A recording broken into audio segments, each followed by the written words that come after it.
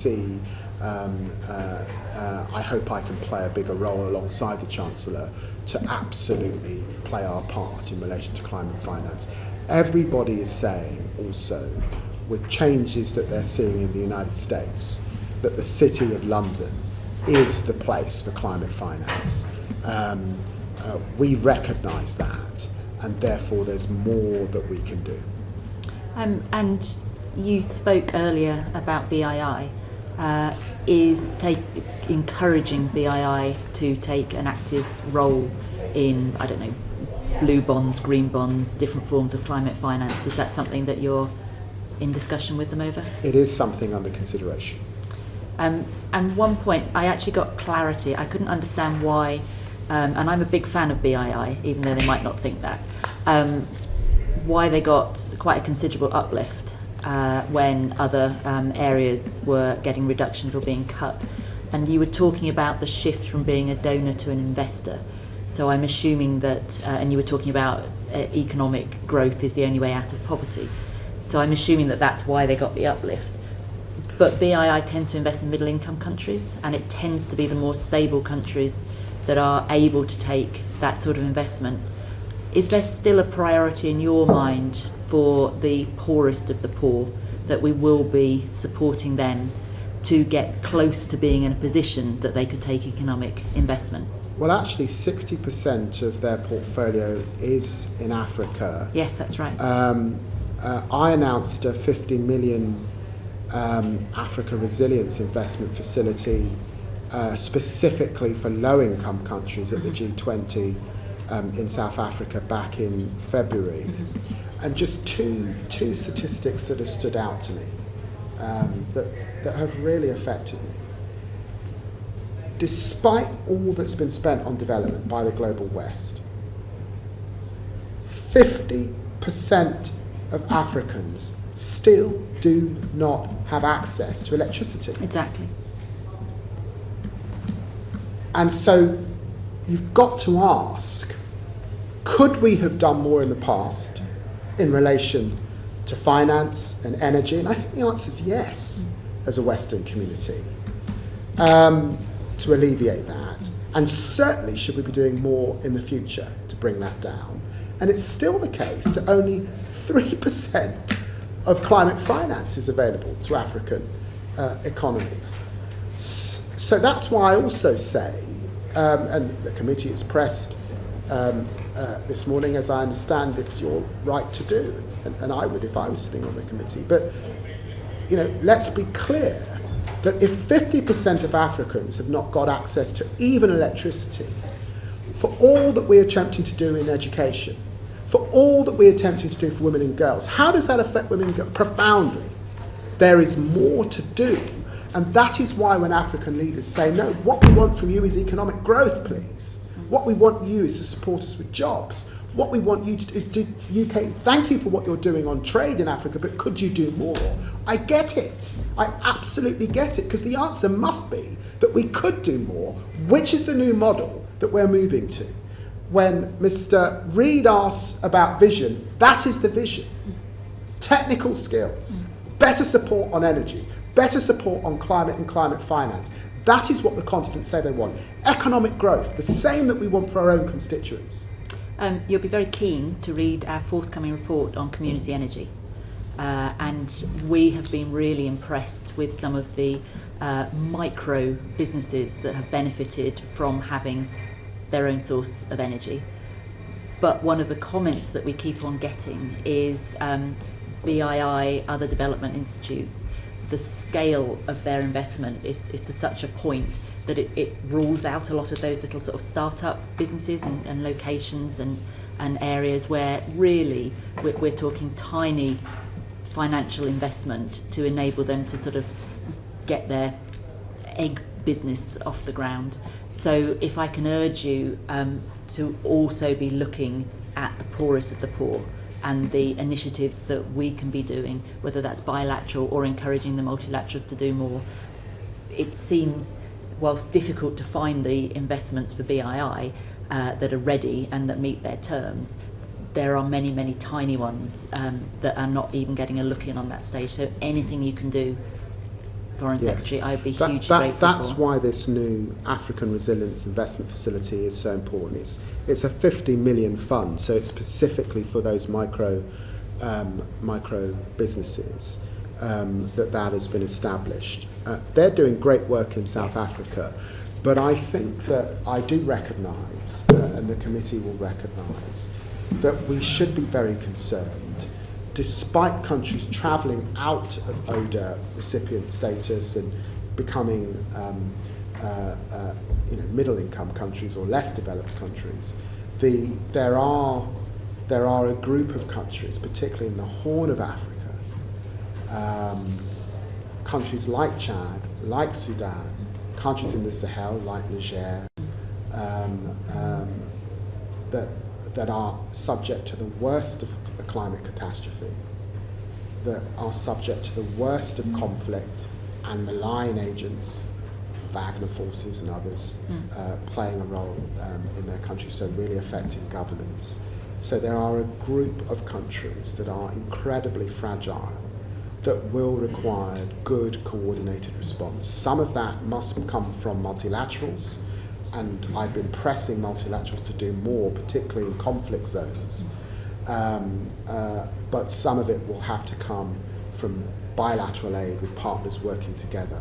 And I do recognise that in this period where countries are reducing development spend, particularly for that group of countries in the Horn of Africa, we have to be vigilant. And if I could ask you to put that focus on groups of individuals, and I'm thinking hard to reach areas geographically. I'm thinking, again, I'm going to say this, women and girls, but also people in marginalised groups, people with disabilities. It's my concern, and I believe this committee's concern, whenever mainstreaming happens, that 95% might get access, but it's that 5% that don't have a voice that really need our support and your attention, Foreign Secretary. Can I bring Alice in, please? Yes, just talking about African financing. Obviously, we just had the Financing for Development conference in Seville. Debt was high on the agenda. It's one of the biggest things holding back particularly African countries in terms of how much they have to spend servicing their debt instead of investing in healthcare. We spoke earlier this week about the role the City of London could play, particularly. UK law governs 90% of the debt within the common framework, I believe. So could you just talk a bit about what we are doing to champion debt relief, debt restructuring for the countries that need it most? The debt issue obviously is more complex than it was when the global community came together on debt relief when I was last in government, in part because a lot of debt is now owed to China. But you're right, it's still the case that debt remains an issue, particularly, and that is an issue that African leaders also raise with us, and that the servicing costs particularly are high. There is work that we need to do with the rating agencies that comes up time and time again, and UK leadership is required there.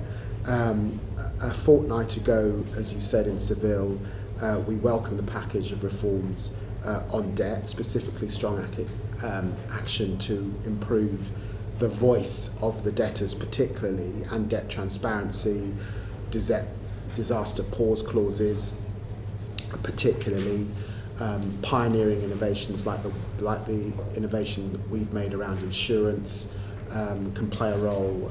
We did that for Caribbean countries. We saw that after Hurricane Beryl in Grenada particularly. How we put debtor countries across the global financial system. The chair had a suggestion for SIDS particularly. So that's activity. This is a work in progress. We are not there yet, and there are differences. I think there are differences across nations, particularly global north nations, on how to approach the debt issue. I'm hearing it's on your radar, Foreign Secretary. James. I'm conscious of time. So, Foreign Secretary, I think you spoke to the equivalent committee in the Lords in May. You referenced hosting, or the potential of hosting, a global conference around foreign aid and the future approach to that. Can you confirm that we are committed to doing that? Yes. Fantastic.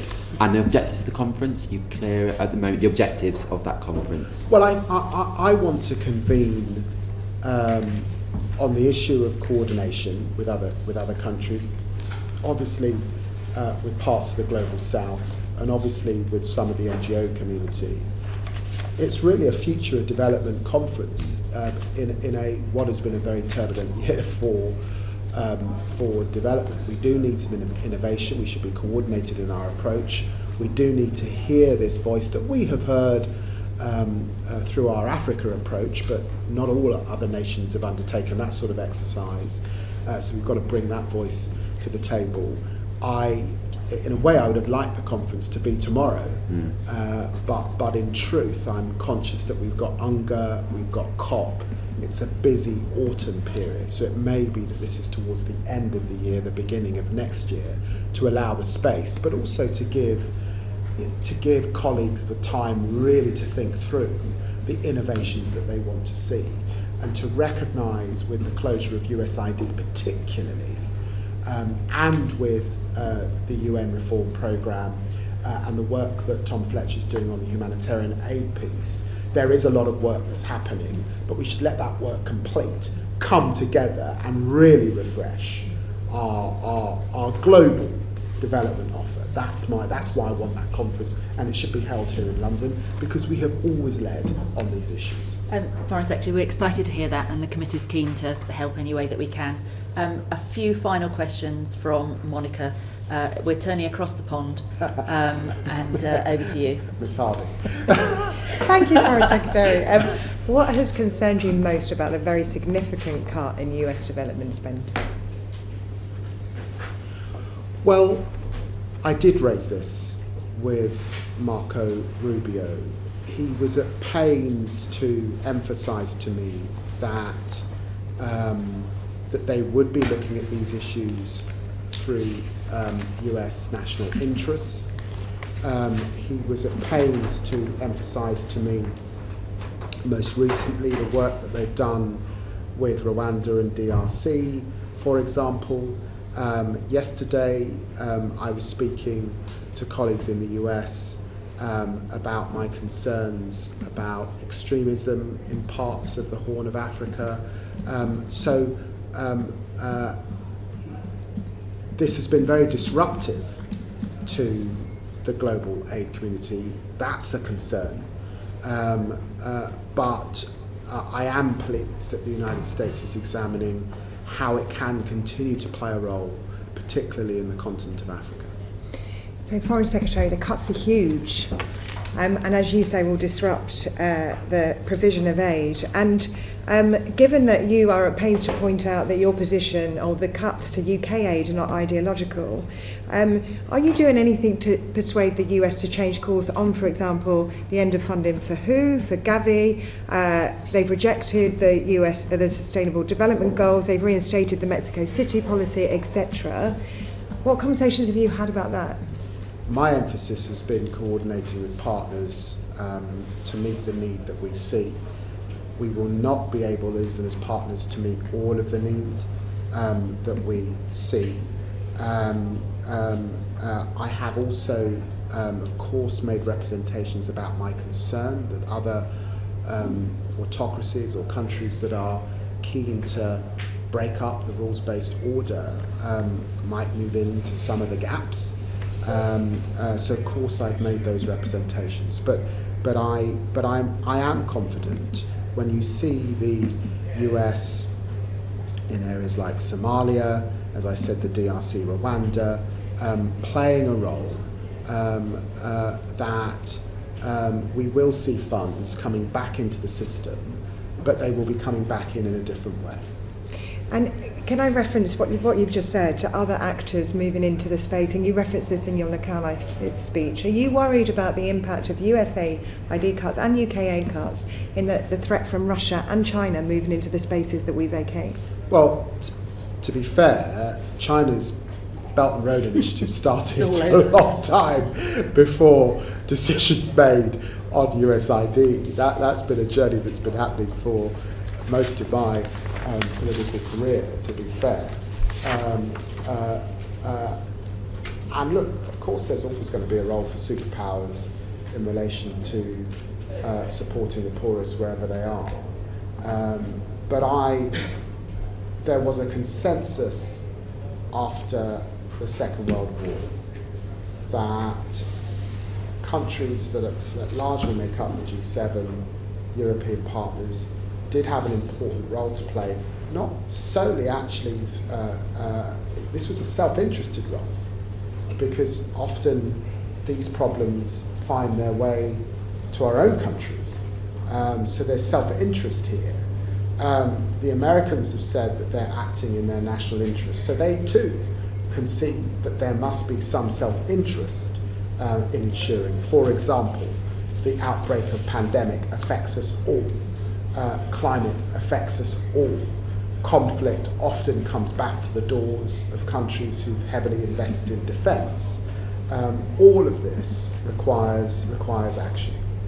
Foreign Secretary, you have been in post for a little over a year. It has been a remarkable year on the global stage. I am incredibly grateful that you have steered it to the best of your ability, and can I also recognise from the committee's perspective the team that you have around you are remarkable, and we have always received fantastic both welcome information, evidence from them, and I'm really grateful that you have allowed that to happen, and thank you so much for your time today. You have also been incredibly generous with your time, your experience, your views and opinions. Even if we might disagree on some of them, we're very, very grateful that you made the time to have that scrutiny. And order, this session is